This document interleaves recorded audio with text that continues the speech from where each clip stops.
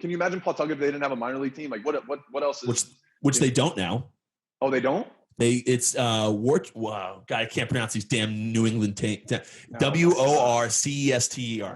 pronounce that in Massachusetts? Worcester? I don't know. I know the city. Yeah.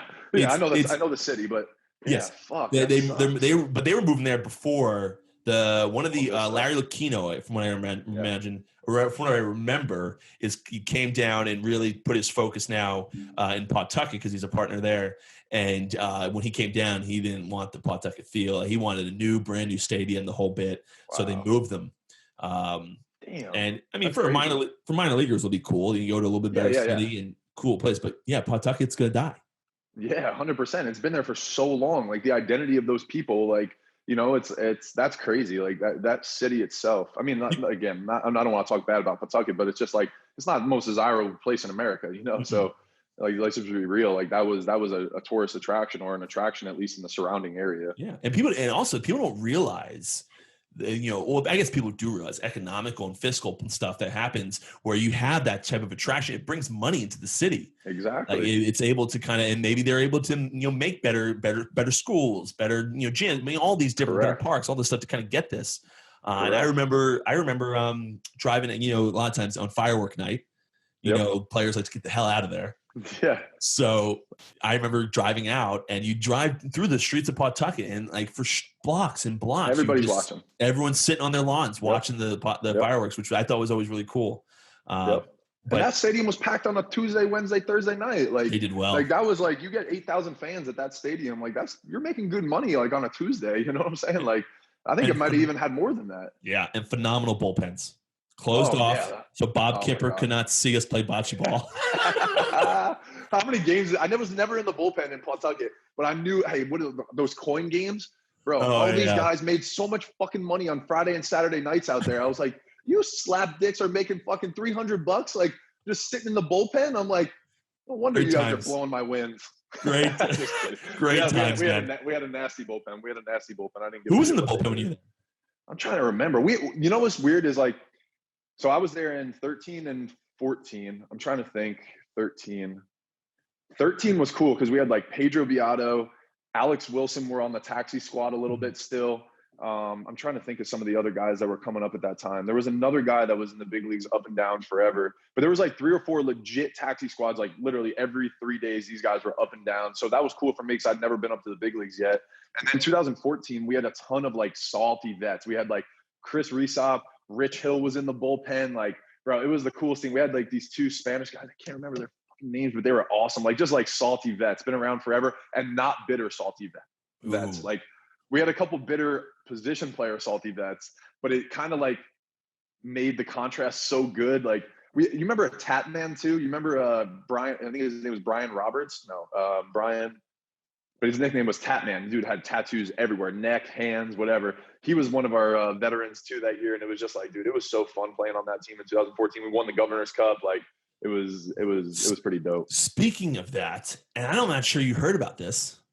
Maybe you have it. I just kind of randomly stumbled across it. Do you remember a gentleman? He's a knuckleball guy in your day. There was a couple. Yeah. So I played with. Give me some Charlie names. Not Hager. Stephen Wright. Okay. Charlie Hager. Yeah, that's. You know what he's doing now? No. You want to hear? Yeah, I would love to. He was a character. He was. Preface that with that. All right, let's go. I want to make sure. This is a pretty big accusation. I want to make sure I have the right name. Let me get my phone here because this is. I'm almost 100% positive. Sorry, guys, that was my ring light. Let me just. I have to look this up because if I'm right on the right person. I'm so anxious to hear because he was. So when I was in Double A, I'll tell you a little, like give your people a little listen. When I was in Double A, he was trying to get back to the big leagues, and Brandon Workman and I and Drake Britton and I were all in Double A, and I'm telling you, this guy was like he was like the old guy that was like, but still wanted to be young, like, but awesome guy. Like he was the salty guy where he would just fucking rip on us, but he loved us. Like you knew he loved us, but like at the same time, it was like, you guys are so dumb and immature. Like, you know what I'm saying? Like it was funny. He was a character. He was funny. Well, I'm right in the name. And it's going to blow your mind. Man, I don't know. In a bad way, too. Oh, no. So He's deceased. Oh no. And he was on the run from the police after being investigated for killing his girlfriend. Charlie Hager? Charlie Hager. And he they found him, I think, at the Grand Canyon. He committed suicide. Oh my! You said it like he was doing something in the world. Oh my God! Way to drop that bomb on me. Bomb. Oh my God! Charlie Hager, knuckleball Charlie Hager. Charlie Hager. Oh my God! Listen, Charlie Hager. This guy. I'll show you this. Yeah, that's him. That's definitely him. Mm-hmm. Charlie Hager. I remember being this is the only experience I had with the guy was in spring training. I was in the hot tub with him. Like the morning hot tub routines. Yeah. And I was in the hot tub. That's a funny statement to say. Yeah, I was just in the hot tub with him. That's awesome. Just showing the hot tub. But yeah, I was in the hot tub with the guy, and I remember speaking to him a little bit. I remember him and there was some other salty guy. I forget who it was, but I don't think it was Resop. Resop was nice. There was someone else. Oh, I do. I remember what the guy looks like now, but I have no clue who he is. He wouldn't let us in the hot tub because we were too young. We had no business being in there. We didn't need to warm anything up because we were in our early 20s. So we had to wait for the guy to get out of the hot tub. Can't make a club in the tub phrase was going around at the time. Yeah. So God. Yeah, he made me get out. He made us get out of the tub. We couldn't be in there, so we had to wait till the guy was done. I mean, keep in mind, the hot tub for me was eyewash. I was there with a cup of coffee. You're like, I think this is what I'm supposed to do here. This is what looks good, right? Everyone else is doing it. Oh my God. But yeah, how about that with Charlie? That's interesting. Yeah, I wasn't expecting that. You definitely blew my mind with that. Yeah. I wasn't expecting murder on the run, suicide. Wow. Yeah, I know. I saw it. That escalated quickly. I saw that going differently in my mind. He's not. I know, because originally, again, like you said, like I said it as if he was like this young entrepreneur, doing. I thought you were about to be like, yeah, he's money laundering some stuff. He's in prison for 14 years, something like that. Like he's still alive and kicking. He's doing some crazy Ponzi scheme or something. Like, wow. Yeah, can you believe that? I wasn't expecting that. Wow. And it just came to me now that you would have played with him. Because for me, like you think about the guys that were on my own team, and then I remember hearing about Charlie a couple weeks ago at my bar, and I was just chilling, whatever. I was like, oh man, that's crazy. I mean, I remember having that one hot tub experience with him. Yeah. And then I'm talking to you, and I'm like, wow, Anthony was probably knew this guy like well. Yep. Knew him pretty well. Played catch with him a bunch. Yeah. He seemed like a little bit off his rocker though, no? Oh yeah, he was a little out there. Yeah, so like that's what I mean. Like you could tell he had a wild card in him. Like back in his day, like a crazy streak. You were like, so this guy. Here's my question from a guy who knew Charlie personally. Yeah. You're probably surprised, but are you one of those like, I could see it? I'm not shocked. Yeah, I'm not shocked. Like you were like, if you told me he was convicted of doing that and did it, I'd be like, okay, I can see that. Like I could see him getting in a mode where like I don't want to accuse him or anything like that, but I don't know how it all went down. But yeah, of course not. Yeah, I don't know. It wasn't shocking. It wasn't shocking to me either. I mean, the fact that he went on the run kind of makes you feel like that. But also, if you're staring down the death penalty or staring down life in prison for something you didn't do, crazy things could happen in your head. You might go on the run. You never know. But what's interesting to me is in baseball, and I don't. I've seen a few guys now. I had three guys now. Well, I guess Charlie never made it to prison, but I had two guys, that I played with that ended up going to prison while I was really playing. Who? So I can't remember the one guy's name. He's a blonde hair guy from Wisconsin, beating his girlfriend in the off season. He was center fielder. He might have played with you. Really? Younger than you for sure, but he might have played with you. And then Cody Kukuk. Cody's in jail. Yeah. You didn't know that? No, I didn't. For what? I guess maybe you were. 2014. Were you still with the Sox? I know Cody. I knew Cody pretty well. Yeah. Yeah, I know you were friends with him. Yeah. Were you? So in 2014, you were with the Sox, right? Yeah, I was with the Sox. Yep. When did you get traded? 2015, like January of 2015. So right out that off season after. 14. Oh, so you're right. You might not have heard about it because 2014-15 off season is when it happened. Wow. So what was that story? Oh, jeez. give me a quick rundown. Quick rundown. He, from what I understand, he was accused. I will say he was convicted, so okay. I guess I can say he was guilty of it. But he was accused of going to a college dorm at Kansas, and robbing a guy for his Xbox and weed at gunpoint. Oh, at gunpoint. That's at gunpoint. And then his buddies got caught, and Cody went on the run as well, and fled to SoCal, which we all, as baseball players, thought he was going to see Henry.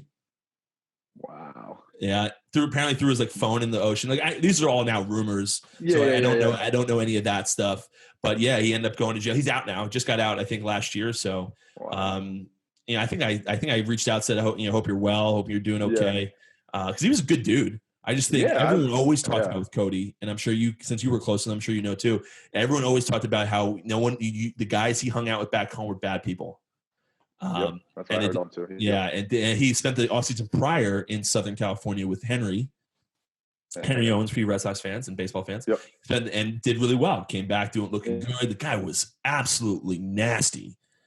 Yeah, absolutely he was very talented. Yeah. And then he came back with an off season. He was throwing 95, up to 95, 96. I remember, and I was like, damn, all right, kid. Now we just got to get your brain straight. Just get your mind straight. And that's seriously, man. And then he didn't go to Southern California the following offseason and got into some bad stuff. And I don't really know what he's doing now. I know he posts a lot of political stuff on Facebook. That's funny. That's funny. Yeah, man. It's great, and we never saw him again in baseball. An unbelievably talented player. Yeah, baseball misses out on, unfortunately. Damn, man, that's fucking. I hate hearing that stories like that, man, of guys that are just uber talented and they just can't get the mind right or can't get their. I just had that conversation with somebody on my podcast yesterday, all about who you surround yourself with, man. That's crazy. That's so real for him. And speak a little more about that, because surrounding yourself with people, I've always believed this, and I know you do too, because I keep up with you. It's so important. I remember being around a guy, I'm not going to mention his name, even though there's no way he listens to my podcast, but I remember around a guy who was just always super negative. You know those guys are in the clubhouse. Oh, yeah. Always super negative. And I always distance myself from him because I was always a chipper guy. I always want to be in a good mood, enjoy myself. It's a 162-game season. So speak a little more to that, because it's so important. I feel like people don't understand that. No, and for real. And it's all about the energy that you create with the people around you from my personal experience, right? And it might be a little esoteric or whatever, but I really do get energy from other people's energy. And so if people are bringing negative energy, or they're constantly talking about the negative, or their perspective is more on the negative side, I usually consciously try to distance myself from those people, not in a mean or adverse way, but just in a way of man, if I'm going to choose my time, I'm going to choose it around people that are going to give me energy, right? There's always energy givers, energy takers and stuff. And I always want to be around people that see the good in the situation and find the possibility, the opportunity through adversity. So like you said, baseball is a fucking 162 games. There's a lot of negatives, and we're a negative sport.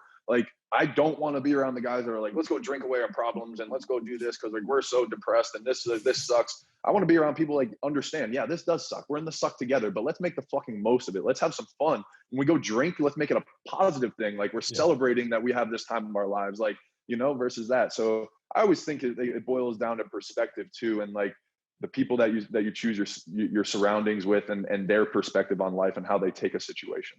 100% true. 100%, because it's in such a long season. And keep in mind, we're playing every day, but also keep in mind, people with 9-to-5 jobs, people nowadays, you're an entrepreneur guy, you do your own podcast, you've got a lot of things, and we'll get into that, but that's a 7-day-a-week job. I this past September, I love to drink. I'm a big fan of it. Very exciting times. But on the other end of it, I had this. I made it very public on Twitter. I had my first weekend back into football season, which is big at Green Rock, and I end up throwing up at the next morning.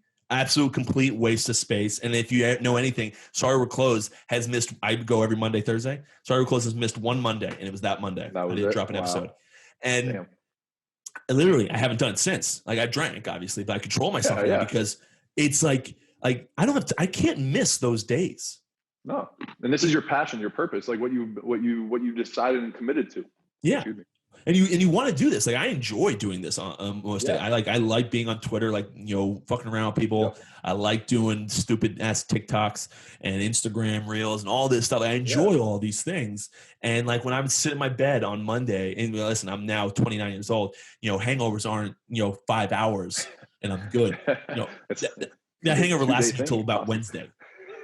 I was gonna say that thing you don't shake that anymore. And you're a whiskey guy, right? Like your whiskey probably fucks you up more too, like hangover wise, at least I would imagine. Big fan of. Are you a whiskey drinker? I'm not. I don't know what it was. My dad is a huge whiskey drinker, Scotch, loves it. I just never got into it, man.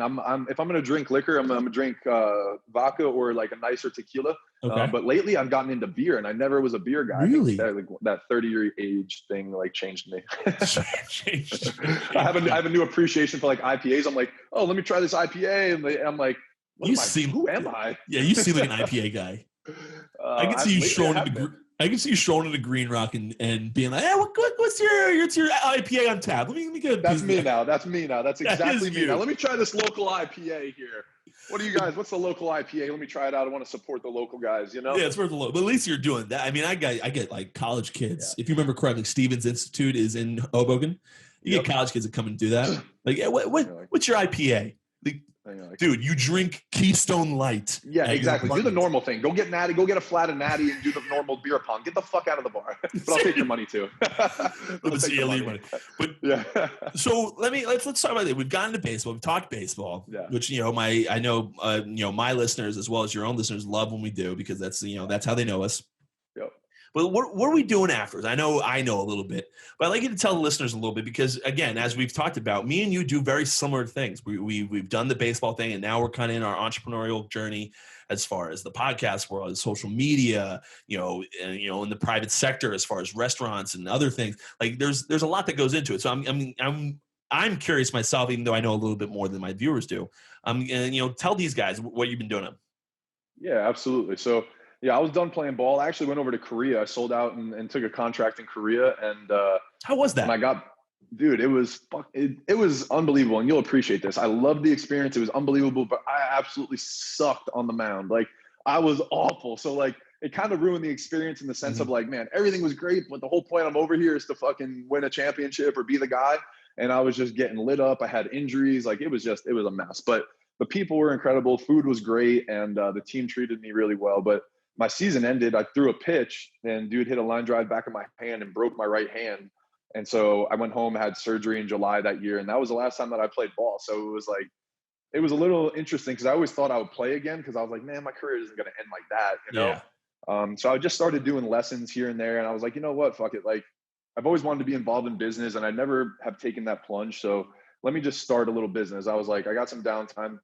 So I didn't need to do it, but I made an LLC for like the lessons that I was doing just so I could understand how to start a business, open up a bank account, like do all those things, on a small scale and just like understand little things about business. As I was doing that, all the players like were asking me, they weren't interested in throwing a fastball. They were interested in asking questions, talking and shit. And I was like, all right, well, I don't want to waste my time on the field and fucking sweating my dick off all the time with these lessons. I'd rather sit in a house and do a podcast, right? We're listening to Gary Vee and he's always like, start your podcast, like do this, do that. It'll help all your businesses. I'm like, all right. I have a network of people that I could interview, that I could talk to. I can give these kids what they're looking for, experiences and information and education on things that I wish I had, right? Like when we were growing up, we just talked about deciding whether to go in the draft or to go to college. Every person that I've had on, or like I had a wealth advisor on that played professional baseball, we talked about those kind of things, right? So you're giving kids tools, giving them information, giving them access to things that we never had. They can go scroll through a 50 episode list and find different things that apply to them. So that's what started me in all this entrepreneurial stuff, honestly, is my podcast. By interviewing different people, I started networking and making different connections. I made a few angel investments, like I told you, into the food industry. I started or gave somebody a little bit of money to start a little pizza joint and a sandwich shop right next to each other in a communal seating type arrangement. That was a great learning experience, but it didn't go so well. Kind of parlayed that into now what I do mainly is my podcast. And I invested into the F45 franchise. And we're going to open up 3 or 4 of those in Baton Rouge, myself and 2 business partners. And that's my purpose every day is I love going to F45.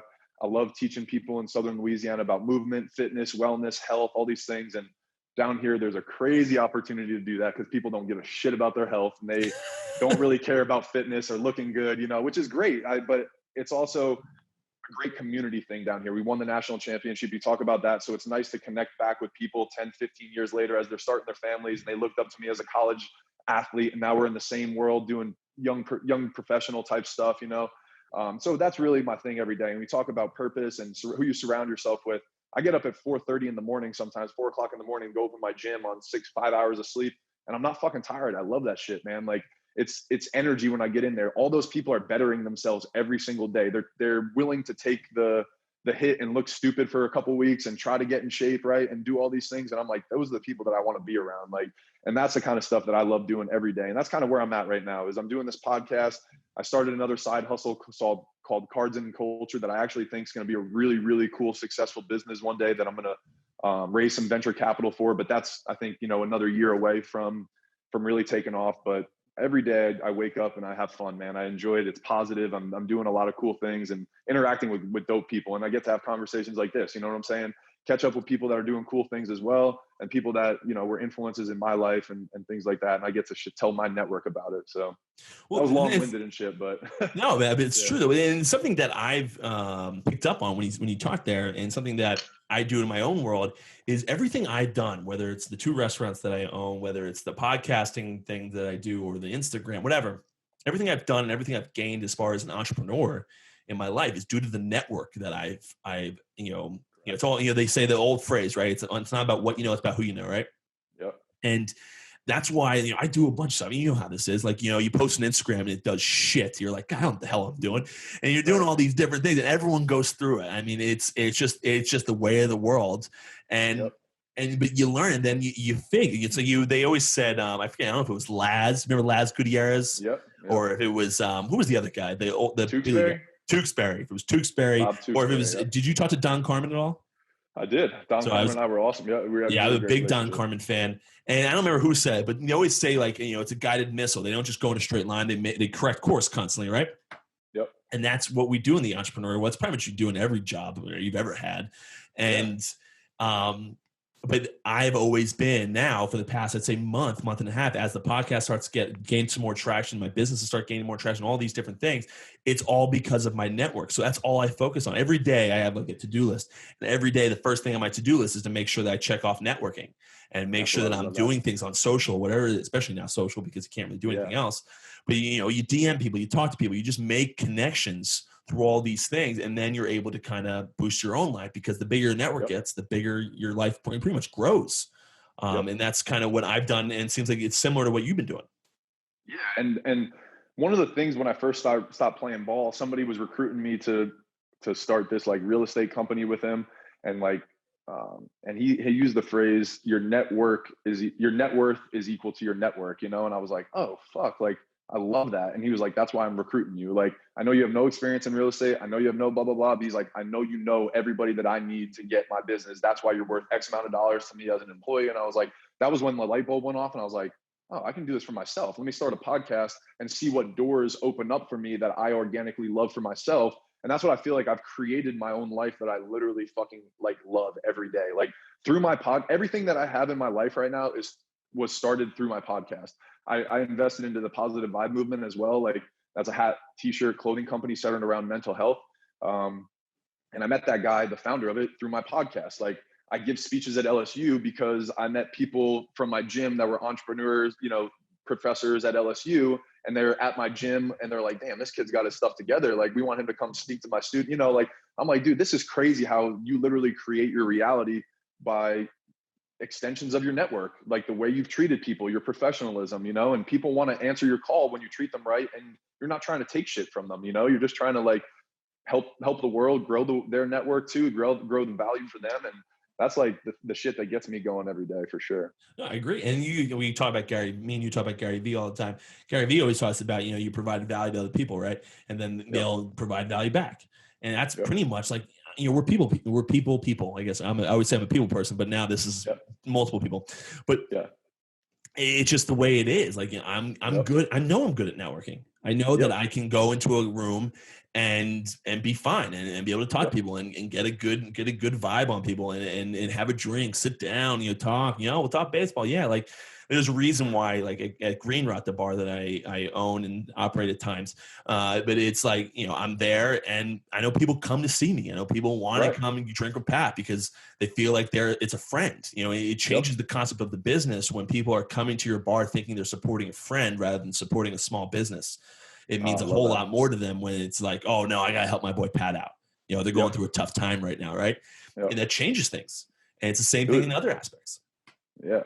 That's what we built here with F45 and why I told Bo I wanted to do it. I would have never, I had opportunities to invest in Orange Theories when I was playing, you know, all these different fitness pop-ups. I never thought I would be a group fitness person, but I loved the functionality of F45, loved their actual workouts. And then the community aspect of it, like, just hits home here in Baton Rouge. And that's what everybody feels like when they come into our gym. They're like, it's so cool that the owner is literally working out. They know I work out at 9 o'clock every day in there. Wednesday is my off day. That's why I was able to do our podcast today. But seriously, every day I'm there at 9 o'clock. They know that the owner is going to be there. They know that I do the Thursday and Friday morning classes, you know, like they know Bo is going to be there and they can have a conversation with the owner. Like they're communicating with the owner.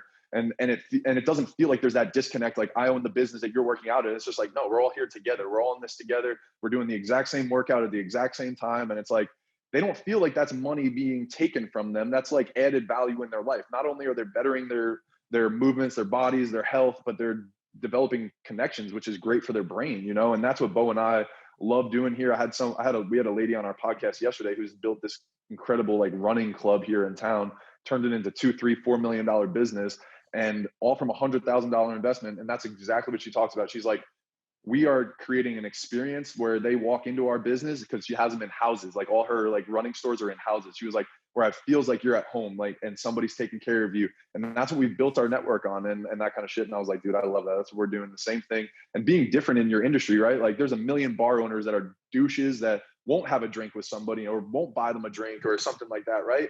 And it's nice to just have a refreshing change of that. And the same thing in the gym industry, right? Like most people think you're going to get in there, you're going to get intimidated, you're going to get bullied to buy a membership. And we're like, oh, you like running better? Like we know this great running club, and Orange Theory is actually a great concept. You should go over there, you know, like we're not for you. And that's where we're talking about added value, and people don't feel like they're getting taken advantage of or their money's not going to waste. I read a book and it's basically making economics simple. I don't remember what it was. It wasn't like an economics for dummies book, but it was similar to that.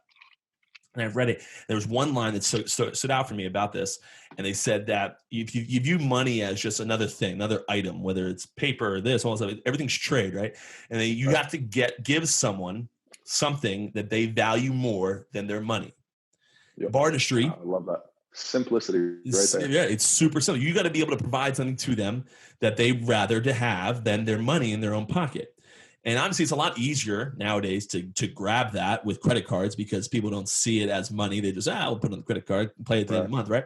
But and the same thing, like in the bar industry, it's you know, the first a community vibe is very big. A lot of people come to Green Rock, they feel like everyone knows everybody. It's like Cheers, right? And everyone knows everybody. Right. But on the same token, you're supporting a friend. It's an owner. He's gonna buy you a drink. He's definitely believe me, I'm gonna give you plenty of shots. Don't you worry. And we're gonna have some fun. We're gonna do some things. And now on top of it, obviously, and you go a little bit more into a whole bar industry. You talk about, obviously you need the opposite sex there. For most of the times you need girls there, right? Right. Because, guys will come in and they value that girl way more than they value their money most of the times when they're in their 20s. Yep. So they're going to pay for whatever the girl wants. And now you just add that, obviously, and you can dive deeper into it. But it's the same thing, minus the alcohol aspect, but same thing with your F45 and the gyms you're going to continue to open. It's that community aspect that people are coming in because it's not, the money is easy for them once they are like, well, I need this in my life.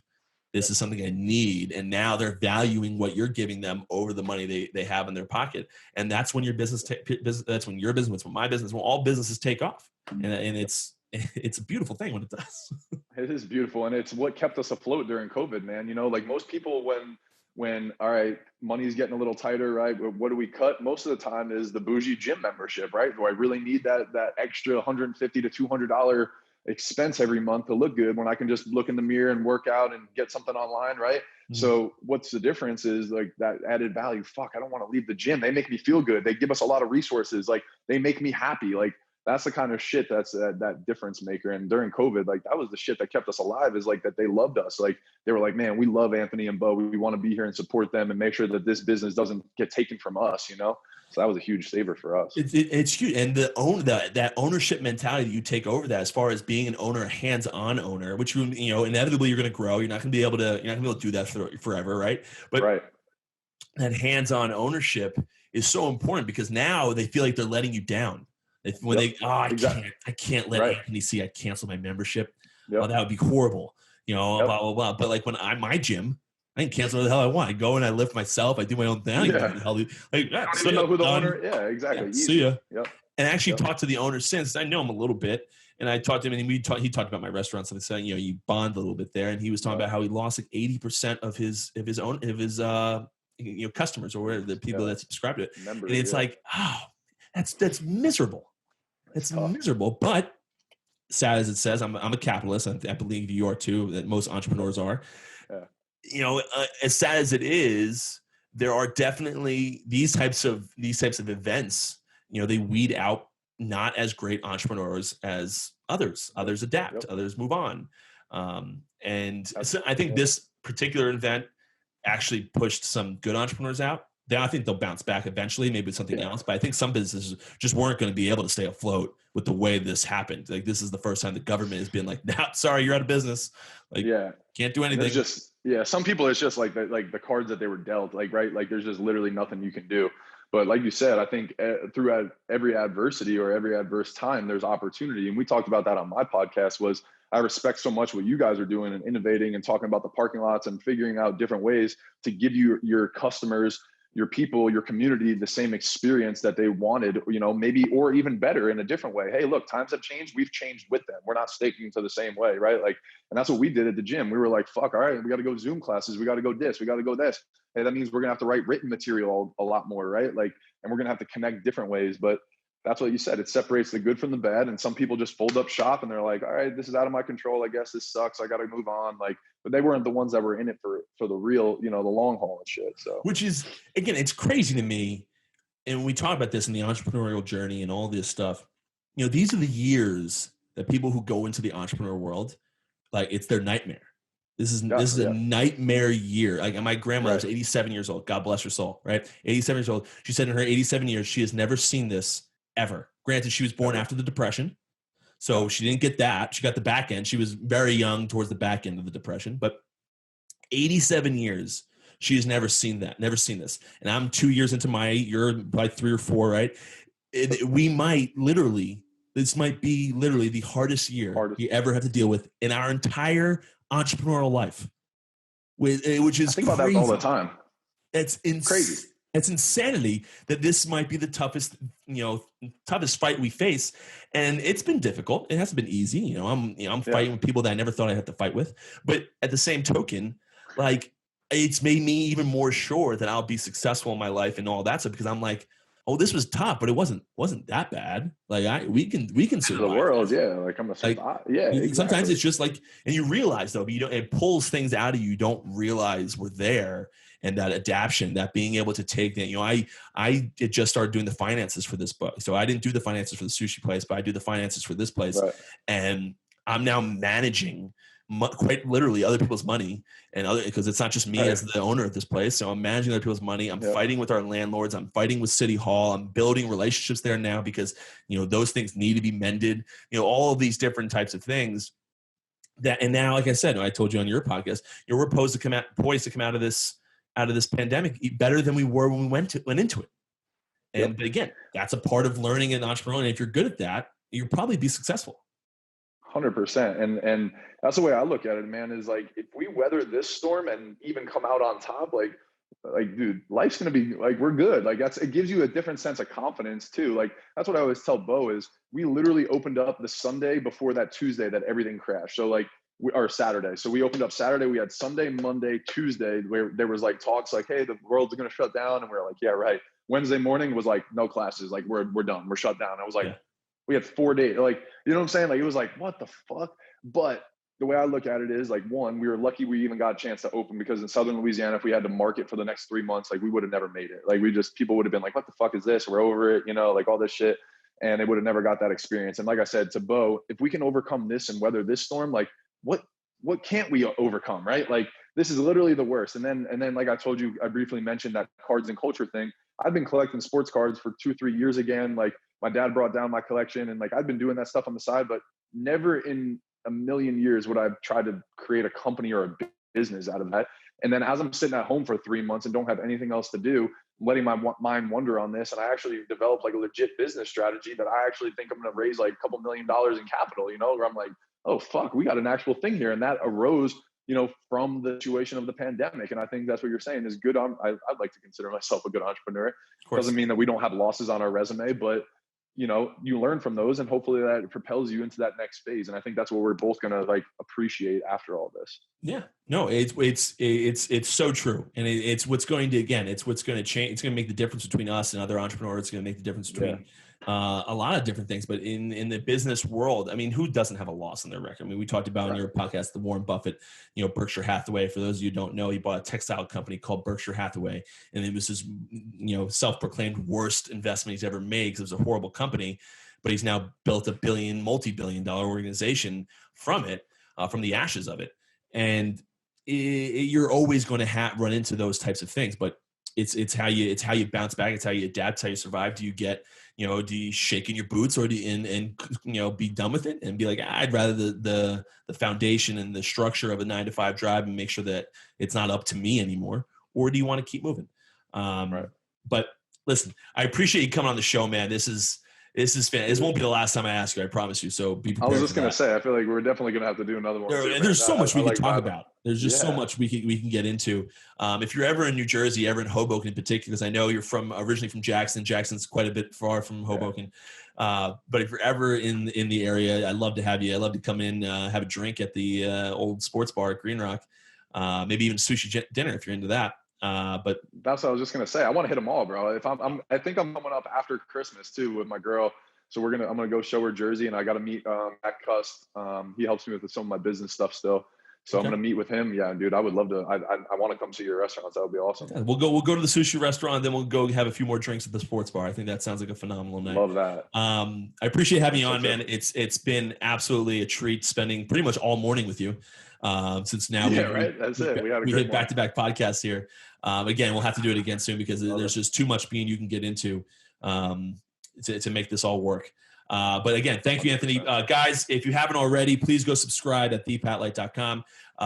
You go to the email shit. An email goes out every Friday morning, giving you a heads up of who the guest is that weekend for that following Monday, and gives you an opportunity to ask for questions we may ask him or may not ask him or her, whoever it might be. Also, it gives you a chance to win in the 19 Days of Christmas, brought to you by Sorry We're Closed. You get, if you're watching this on YouTube, you see the Sorry We're Closed mask we're giving out, as well as one of my minor league cards, because I have a million of them, as I'm sure you do as well, Anthony. That's awesome. Yeah, and I had to get rid of them. I don't want them. So I'm signing Salem cards, I think, or Portland cards. Nice. Signing those, sending them out. And we're at day 9 or 10 or so now. So all the way up to Christmas Day. Appreciate you guys tuning in. As always, follow us on. Anthony, where can they find you? Instagram, Twitter, it's Anthony, ANTHONY _ Ranaudo, RANAUDO. That's probably good. All my stuff's on there. Yeah. Go listen to that, and go listen to Up and In podcast. I can tell you it's a good one, especially the last one he just did. So thank you guys for tuning in, and until next time, I'll see you guys at the bar. Thank you so much for listening to the Sorry We're Closed podcast. Go subscribe to our email chain over at thepatlight.com and follow us on all social media. Until next time, guys, I'll see you at the bar.